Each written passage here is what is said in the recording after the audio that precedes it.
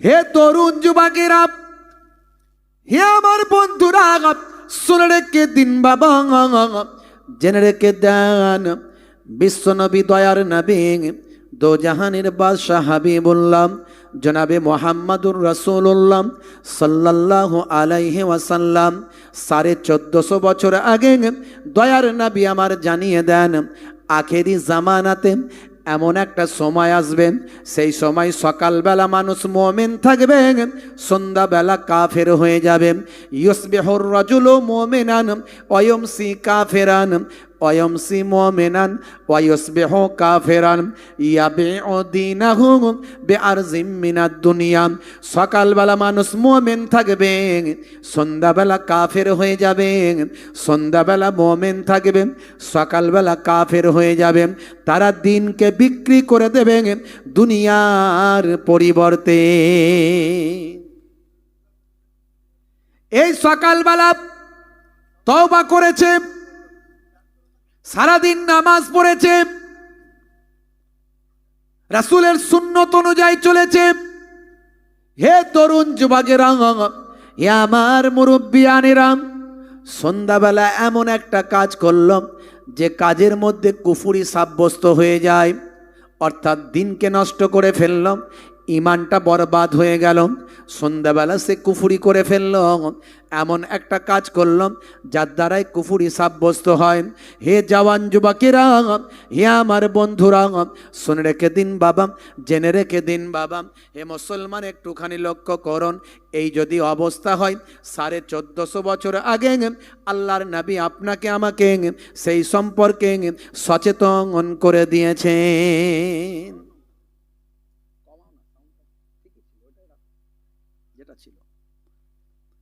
ভাইরা আমার, সকালবেলা মানুষ মুমিন থাকবে, সন্ধ্যাবেলা কাফের হয়ে যাবে, আর দিনকে বিক্রি করে দেবে দুনিয়ার স্বার্থে। আজকে আমরা এমন ভাবে আমাদের দিনদারিটা এমন জায়গায় পৌঁছে গেছে, দুনিয়ার স্বার্থে হয়ে গেছে। একটু বুকে হাত দিয়ে চিন্তা করুন তো। আমি নামাজও পড়ছি, চিটিংবাজিও করছি, দাঁড়িয়েও রেখেছি, ধাপ্পাবাজিও করছি। মুসলমান নামাজ রোজা করে, দাড়ি টুপি রাখে, কিন্তু তারপরেও লটারির টিকিট কাটে, আছে না নাই?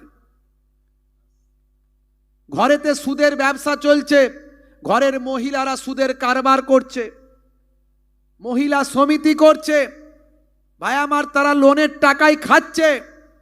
আজকে সুদ ঘরে ঘরে ঢুকে গেছে। আজকে আমার আপনার ঘরের মায়েরা বেপর্দা হয়ে বাইরে বেরিয়ে পরপুরুষের সঙ্গে সুদের কারবারে লিপ্ত হচ্ছে। তারপর সুদের টাকা ঠিক মতো দিতে না পারলে কি যে হচ্ছে, সবই তো মাবুদ আল্লাহ বুঝতে পাচ্ছেন। আজকে সুদের কারবার ঘরে ঘরে ঢুকে গেছে। আজকে পণের টাকা মানুষের পেটে পেটে ঢুকে গেছে। এর বুকে হাত দিয়ে চিন্তা করুন। চৌধুরী সাহেবের ছেলের বিয়ের রিসেপশনে দাওয়াত আছে, আমি একজন সুফি দরবেশ মানুষ, দাওয়াতে যদি না যাই, না যদি সেখানে গিয়ে খাই, তাহলে সম্পর্কটা থাকবে না। এই চিন্তা করে নামাজি দরবেশ সুফি সাহেব মানুষ চৌধুরী সাহেবের ছেলের বিয়ে রিসেপশনে গেল।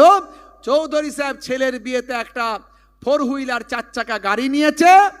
ভাই আমার 50 লাখ টাকা ক্যাশ নিয়েছে, তারপরে সোনা দানা সবই আছে। ভাই আমার বিরাট সম্পদের মালিক, প্রচুর টাকা, ভাই আমার পণের টাকা প্রচুর নিয়েছে। তার বাড়িতে গিয়ে দেরাদুন চালের বিরিয়ানি খেয়ে আমি আপনি বাড়ি চলে এলাম।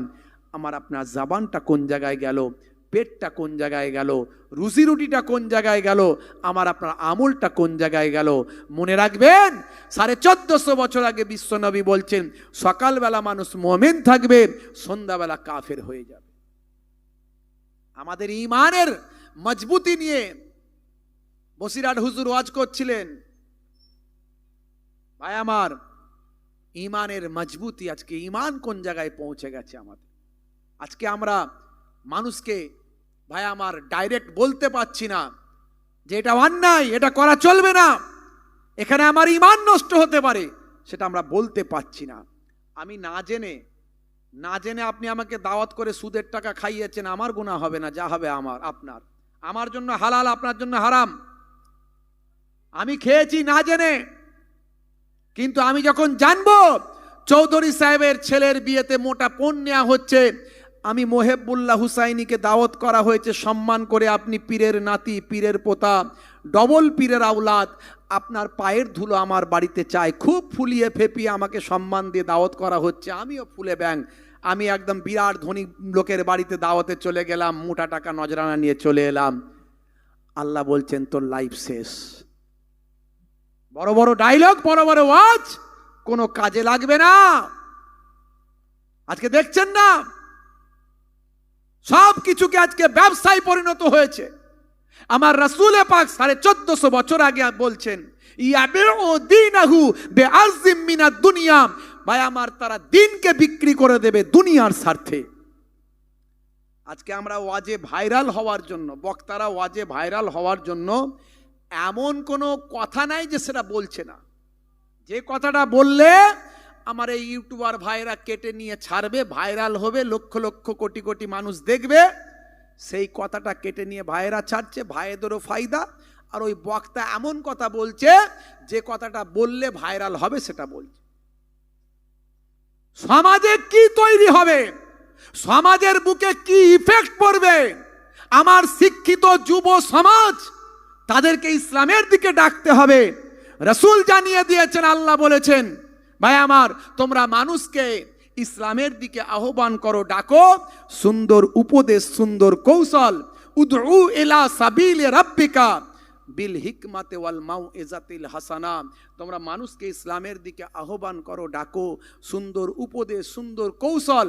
তা আমি সেই সুন্দর ইসলামের ব্রাইটনেস, ইসলামের বিউটি, ইসলামের সৌন্দর্য, ইসলামের ভাই আমার ব্যাপকতা, ইসলামের মহানুভবতা, ইসলামের মধ্যে ভাই আমার যে ভ্রাতৃত্ববোধ, এই সব কথা বললে তবে তো যুব সমাজকে আমি ইসলামের দিকে ডাকতে পারবো। তার জায়গায় আমি মাইকে উঠে এক মাওলানা আর এক মাওলানার গীবত করছি, এক মাওলানা আর এক মাওলানার নাম ধরে সমালোচনা করছি, এক মাওলানা ইন্টারনেটে আর এক মাওলানার সঙ্গে ঝগড়া করছি, এক বক্তা আর এক বক্তার সঙ্গে ঝগড়া করছি। কেন ভাই?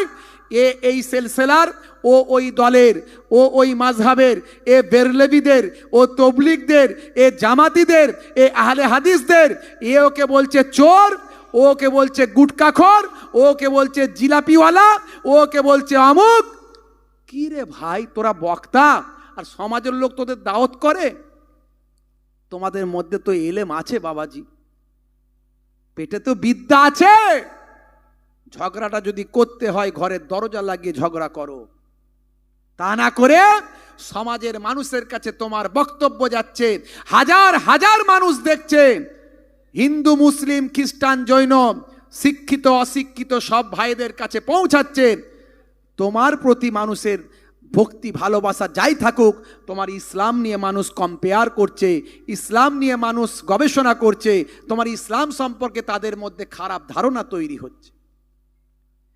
হে তরুণ যুবকেরা, হে আমার বন্ধুরা, শুনে রেখে দিন বাবা, জেনে রেখে দেন, হে মুসলমান, আমার আপনার ইসলাম কত সুন্দর বাবা, ইসলামের সৌন্দর্য কত, ইসলামের ব্রাইটনেস, উজ্জ্বলতা কত। ভাই আমার 1450 বছর আগে 313টা মাত্র ইমানদার ছিল, মাত্র 1450 বছরের মধ্যে আজকে সারা পৃথিবীতে 200 কোটি মানুষ। মনে রাখবেন, ইসলাম তরোয়ালের দ্বারাই কায়েম হয়নি, আর ইসলাম ভাই আমার এক হাতে তলোয়ার, এক হাতে কোরআন নিয়ে কায়েম হয়নি। ইসলাম কায়েম হয়েছে ভাই আমার ইসলামের সৌন্দর্যের জন্য, ইসলামের ব্রাইটনেস, উজ্জ্বলতার জন্য। ইসলাম কায়েম হয়েছে রাসূলের আখলাক আর চরিত্রের জন্য। ইসলাম কায়েম হয়েছে সারা পৃথিবীতে মানুষের হৃদয়ে পৌঁছেছে আল্লাহ প্রদত্ত গ্রন্থ কোরআন মাজিদের জন্য। হে জওয়ান যুবকেরা, যদি বলেন উদাহরণ দিন দু একটা, কিরকম ইসলামের সৌন্দর্য, কিরকম ইসলামের বিউটি, কিরকম ইসলামের ব্রাইটনেস, উজ্জ্বলতা, ইসলামের মহানুভবতা, ইসলামের ভ্রাতৃত্ববোধ, ইসলামের মানবিকতা। হে জওয়ান যুবকেরা, বেশি উদাহরণ আমার দেওয়া লাগবে না, অনেক উদাহরণ আমি দিয়েছি, বেশি কথা আমি বলবো না। খুব ছোট্ট করে আপনাদের মাঝখানে বলার চেষ্টা করি। হে জওয়ান যুবকেরাম, হে আমার মুরব্বিয়ানেরাম, শুনে রেখে দিন বাবা, জেনে রেখে দিন বাবা, মিস্টার কিথ মুরের নাম শুনেছেন। সারা পৃথিবীব্যাপী তার নাম, সারা পৃথিবীব্যাপী তার সমাদৃত হয়েছেন তিনি। তার বিখ্যাত একটা কেতাবের নাম হলো the developing of humanity. The developing of humanity অর্থাৎ মানুষের শরীরের ডেভেলপমেন্টের উপরে তিনি কাজ করেছেন। হিউম্যান বডির ডেভেলপমেন্টের উপর বিভিন্ন অর্গানের ডেভেলপমেন্টের উপর তিনি কাজ করেছেন। ভাই আমার, দোস্ত আমার, এই গ্রন্থটা সারা পৃথিবীতে ছড়িয়ে গেছে। লেখকের নাম আর অন্য কিছু নয়, লেখকের নাম হলেন মিস্টার কিথ মুর। ভলিউমটা কিন্তু কমে গেল, তোমার মাইক খারাপ হলে বদনাম হবে, আমারও বদনাম হবে। সাউন্ডটা আগে যেটা ছিল সেটা রাখো না। কি অসুবিধা হচ্ছে? কিছু সমস্যা কিছু হচ্ছে? সমস্যা হলে তাহলে হয় বক্তা চেঞ্জ, নাহলে মাইক চেঞ্জ, দুটোর মধ্যে একটা চেঞ্জ করতে হবে। কথা ঠিক না ভুল? না না, ওটার জন্য না, এটা আমি প্রত্যেকদিন বাঁধি। একবার দরুদ শরীফ আল্লাহুম্মা।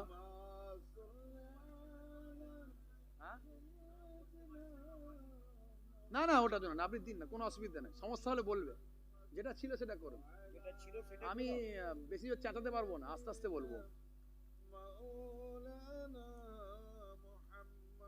ভাইরা আমার, খুব সংক্ষেপে একটু রিভাব দিতে বলেছিলাম, খুব সংক্ষেপে, লম্বা চওড়া নয়, একেবারে ছোট্ট করে। তো তাহলে আমি দু একটা ছোট্ট উদাহরণ দিচ্ছি। দিতে গিয়ে আমি মিস্টার কিথ মুরের কথা বললাম, এর আগেও বলেছি, আপনারা কেউ কেউ শুনে থাকতে পারেন। মিস্টার কিথ মুর তিনি হিউম্যান বডি ডেভেলপমেন্টের উপর কাজ করেছেন।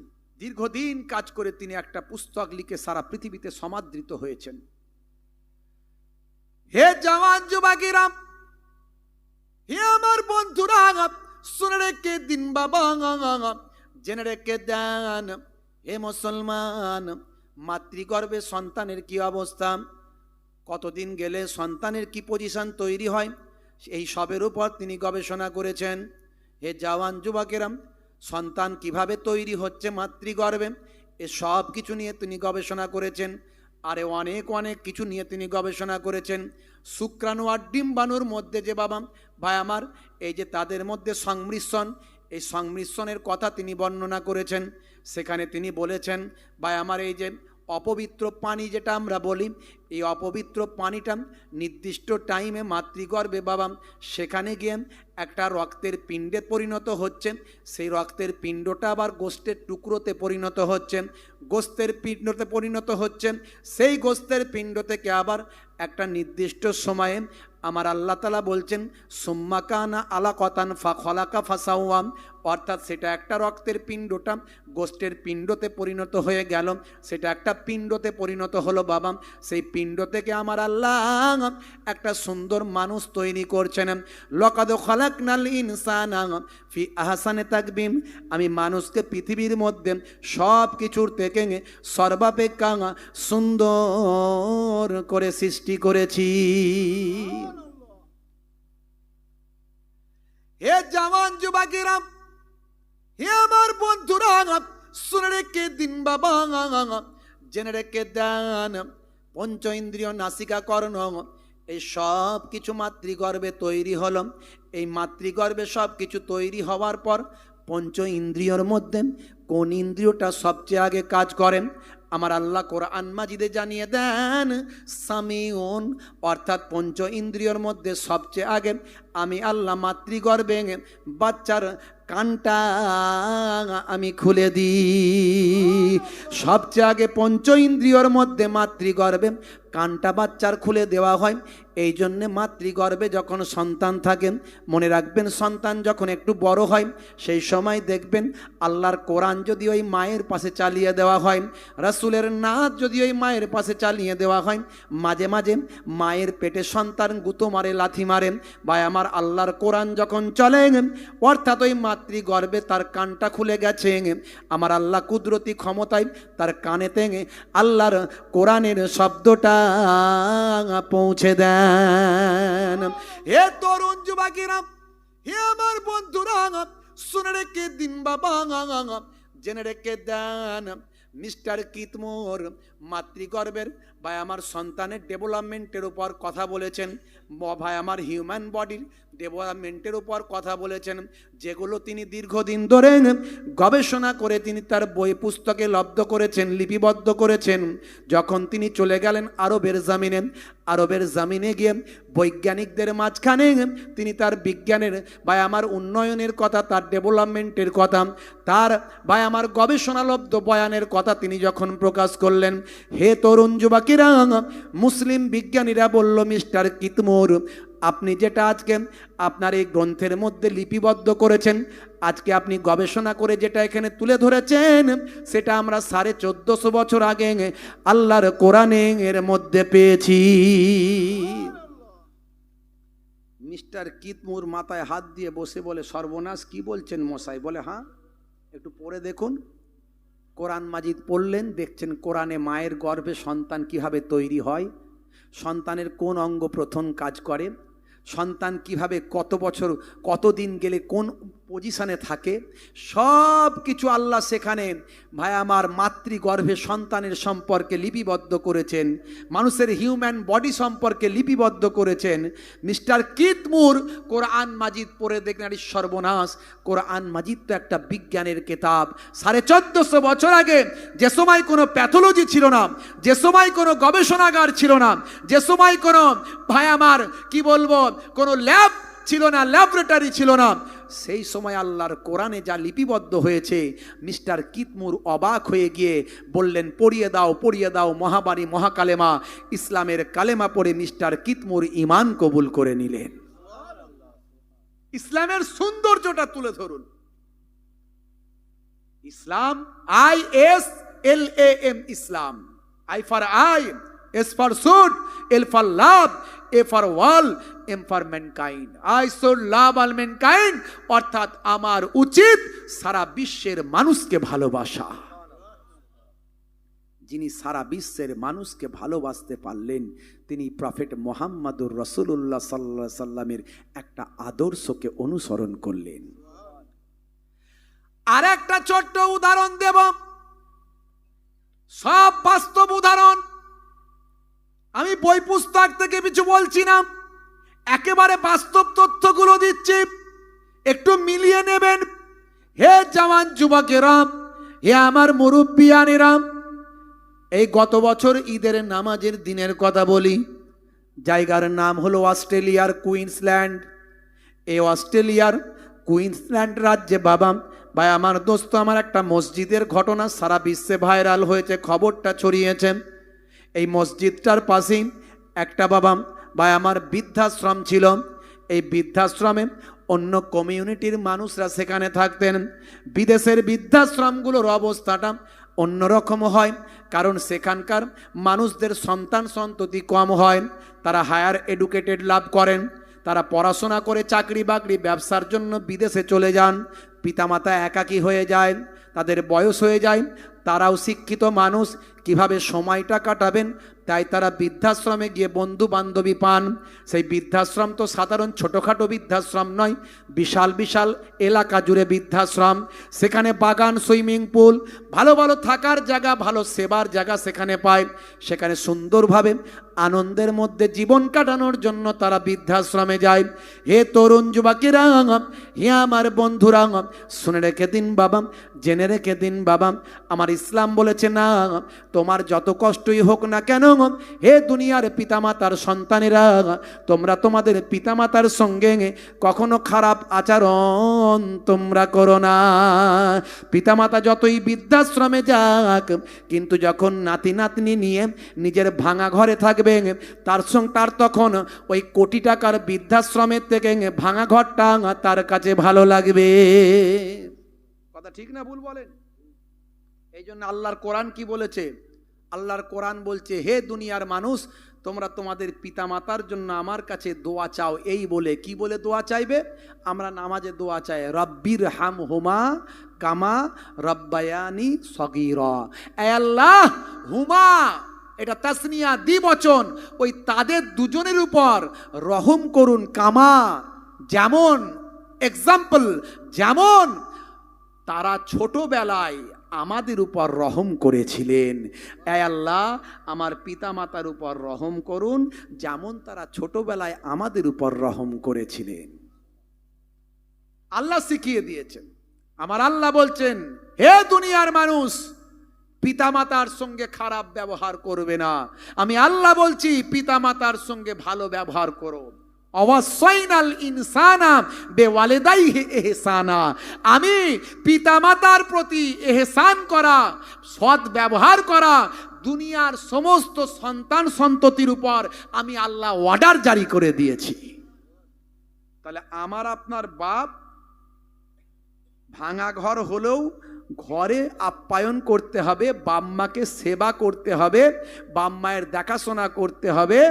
কোটি টাকার সম্পদ বৃদ্ধাশ্রমে তাদের পাঠানো চলবে না, কারণ তারা যতই বৃদ্ধাশ্রমে যাক মনে শান্তি পাবে না।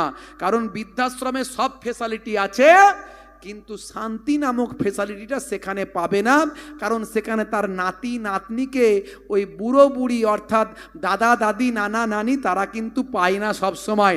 তাই আপনার ভাঙা ঘরে দাদা দাদি নানা নানি বায়ামা যেই হোক না কেন তারা কিন্তু আনন্দে থাকতে পারে, যদি আপনি সেই ভালোবাসা জামাই মেয়ে বা ছেলে বৌমা যদি সেই বৃদ্ধ বৃদ্ধার উপর দেখিয়ে থাকেন। এটা ইসলামের নিদর্শন, ইসলামে নির্দেশ দিয়েছে। কিন্তু আজকে হয়ে গেছে উল্টো। আজকে আমার এই মুসলিম সমাজেও ঘুণ ধরে গেছে। আমরা ইসলাম থেকে দূরে সরে যাচ্ছি, কোরআনের নির্দেশ ভুলে যাচ্ছি, রাসূলের হাদিস ভুলে যাচ্ছি। আমরা রাসূলের হাদিস ভুলে গেছি। রাসূল বলছেন, ইজহাব ফাআকরিমহা ফাইন্নাল জান্নাতা তাহতা রিজলাইহা। যাও তোমার মায়ের সম্মান করো, কারণ তোমার মায়ের পায়ের তলায় তোমার জান্নাত। অথচ সেই মাকে আজকে আমরা গালাগালি করি, সেই মাকে আমরা আজকে তুচ্ছ তাচ্ছিল্য করি। সেই মাকে অসুস্থ হলে আমরা ডাক্তার দেখানোর জায়গায় আমরা তাকে বলি, মা এইরকম বুড়ো বয়সে একটু রোগ টোগ হবে, মা মানিয়ে নিয়ে চলো, শরীর খারাপ তো আর কি করব, কত টাকা খরচা করব, আর ডাক্তার দেখাতে পারি না। মায়ের হৃদয়টা ভেঙে যায়, কষ্ট হয়। বুড়ো বাপ ঘরে বসে থাকে, কোনোদিন একটু ভালো খাবার এনে দেয় না। শালা বাবু এসেছে, মিষ্টির দোকান থেকে হাইব্রিড রসগোল্লা নিয়ে এসে খাওয়াচ্ছে, 2 in 1। বড় স্প্রাইটের বোতল নিয়ে এসে দিচ্ছে।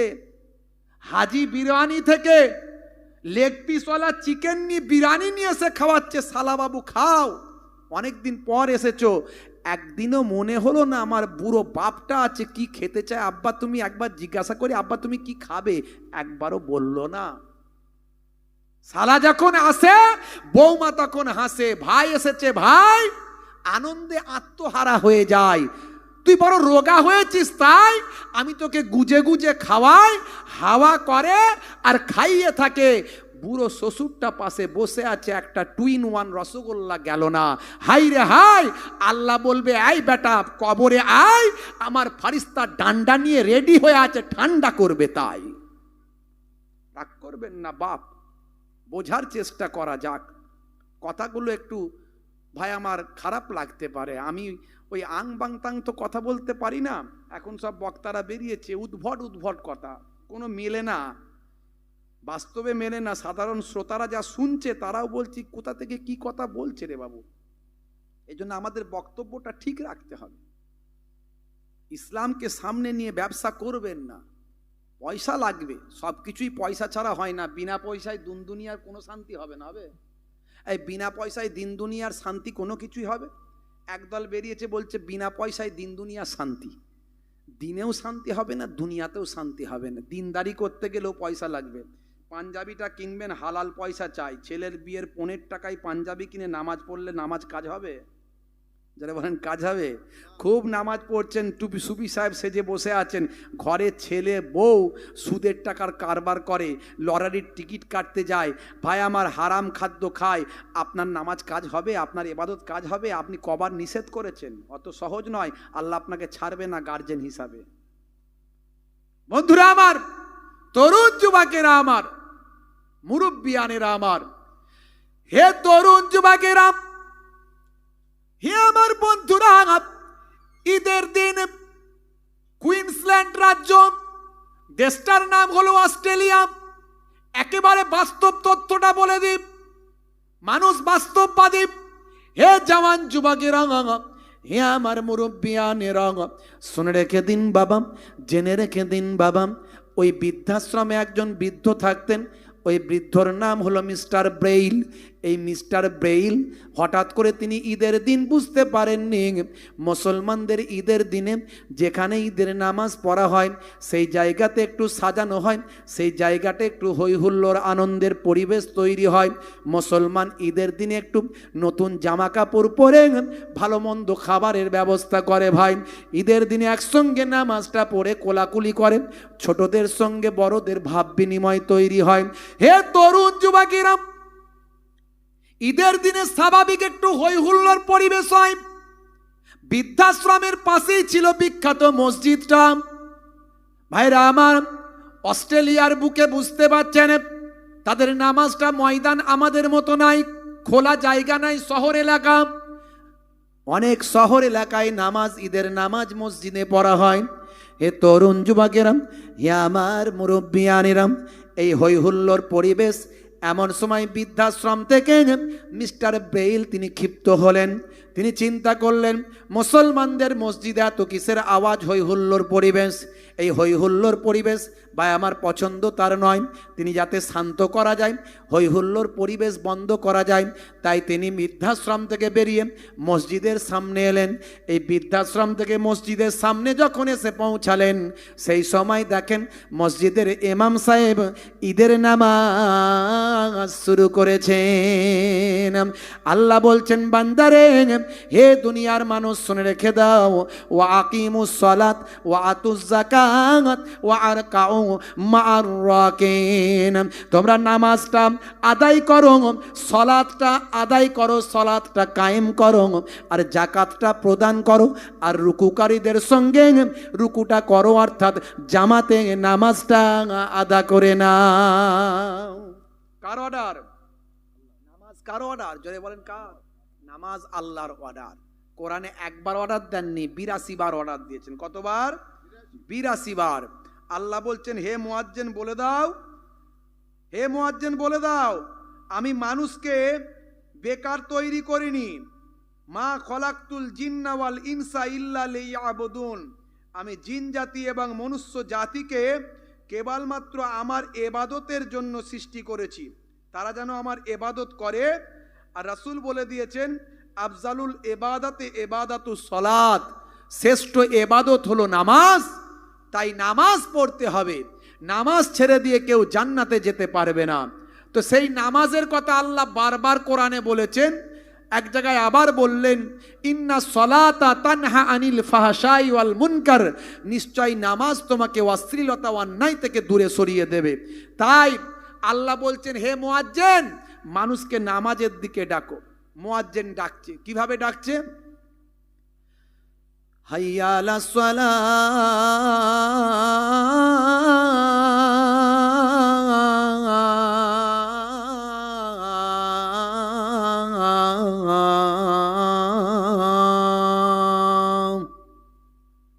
এসো নামাজের দিকে এসো। এসো কিসের দিকে? এসো নামাজের দিকে এসো। আল্লাহ বলছেন, হে মুয়াজ্জিন, আবার বলে দাও, যদি নামাজের দিকে আসে কি তার ফায়দা হবে সেটাও ঘোষণা করে দাও। কার কথা? আল্লাহর কথা। জানিয়ে দাও কি হবে। হাইয়া আলাল ফালাহ,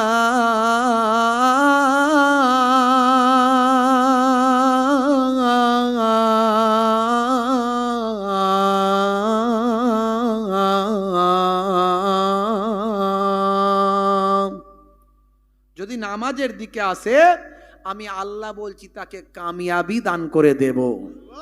জোরে হবে না? তাহলে নামাজের দিকে এলে তুমি কামিয়াবি পাবে। হে মুয়াজ্জিন ঘোষণা করে দাও। বন্ধুরা আমার, মুসলমানের ছেলে নামাজের সময় হলে মুয়াজ্জিন যখন আজান দেয় হাইয়া আলাস সালাত, এরা বলে এই পল্টু তাড়াতাড়ি ফ্রি ফায়ার খেলতে পালা। বলে কেন রে ভাই? বলে মুয়াজ্জিন যদি দেখতে পায় তাহলে বলবে পল্টু নামাজ পড়বি আয়, তাই তাড়াতাড়ি এখান থেকে কেটে পড়ি ভাই। মুসলমানের ছেলে আজান যখন হবে দেখবেন ওরা মসজিদ তলায় আর থাকে না। আর যে কটা ওই মানে হাফ লেজ কাটা থাকলে কুকুর দেখবেন কোন দিক দিয়ে যায়, ঘুরে যায়। আর যদি ফুল লেজ কাটা থাকে কি হবে, সামনে দিয়ে যাবে প্রকাশ্য। তাহলে সে কটাকে একদম বাদের খাতায় রাখতে হবে বন্ধুরা আমার। তার মানে এদের হায়া শরম নাই।